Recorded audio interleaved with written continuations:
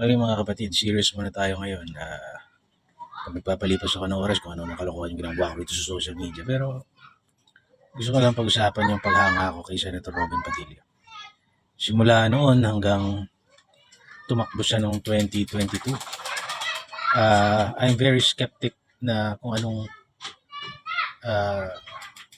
gagawin niya dun sa Senado.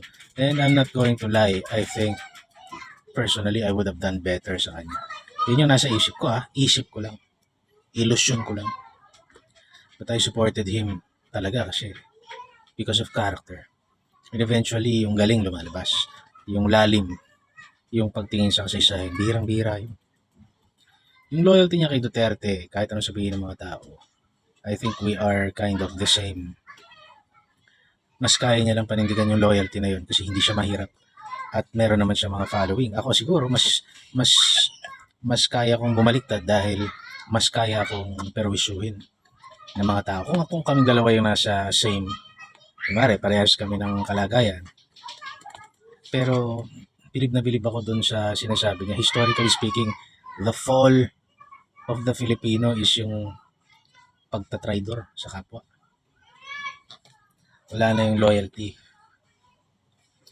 Hindi ka naman kailangan maging loyal just because binigyan ka ng pabor pero mali naman yung ginagawa. Hindi naman ganun eh.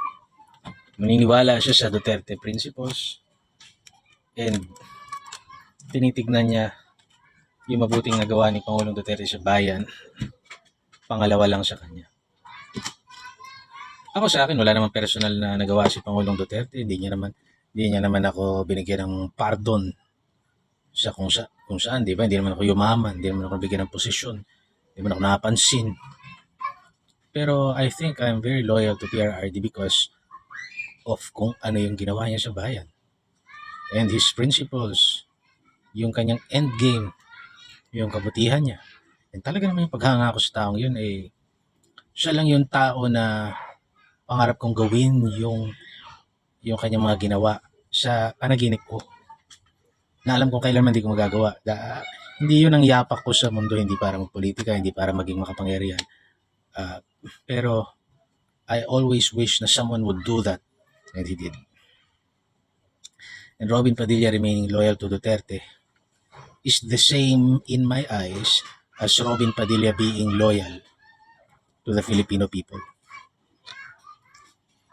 Sa Pilipinas kasi gustong-gusto ng mga tao yung madali nilang paikutin. Yung may something na kapakipakinabang sa iyo tapos pwede ka nilang pakinabangan sa pansarili nilang kagustuhan.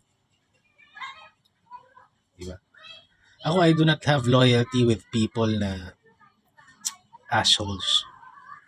Yung masamang tao ka kunwari, tapos hinire mo ko, tapos masama pa rin naman yung gagawin mo, ba't ako magiging loyal sa'yo?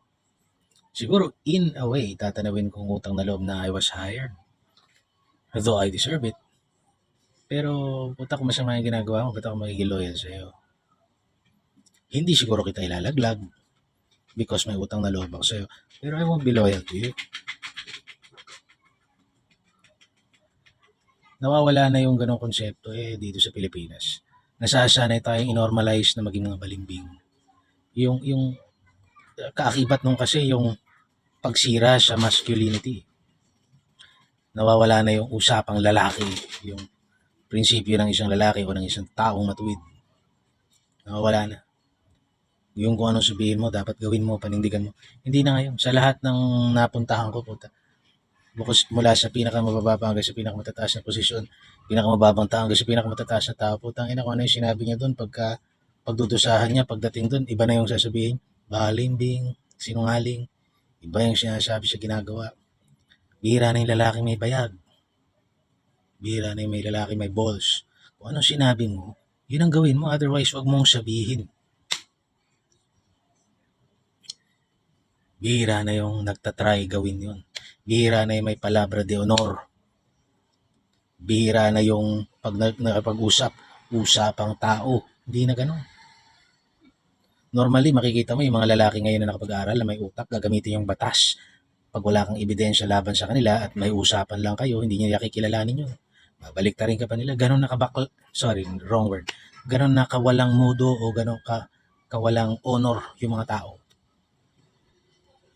Ganon na binaboy at pinababa yung masculinity ng bansang ito. may kinalaman yan sa masculinity. Because ang ating lipunan is being poisoned by Western beliefs such as masela na naman to, pero there is the transgender agenda, there is the leftist agenda, there is the demonic agenda, and all of which ginagamit para sa mga political manipulations, economic manipulation, business manipulation. Kadalasan ngayon makikita mo mga taong ang layo naman sa yaman ni Chavez Singson, pero kung umarte, akala mo binigyan ka ng 20, akala mo paparamdam sa'yo, akala mo binigyan ka ng 20 mil. Ganun ang wala nang ano ngayon, nawawala na yung mga lalaki. And Robin Padilla is one of the best role models na nakikita ko ngayon para sa mga kalalakihan. God bless.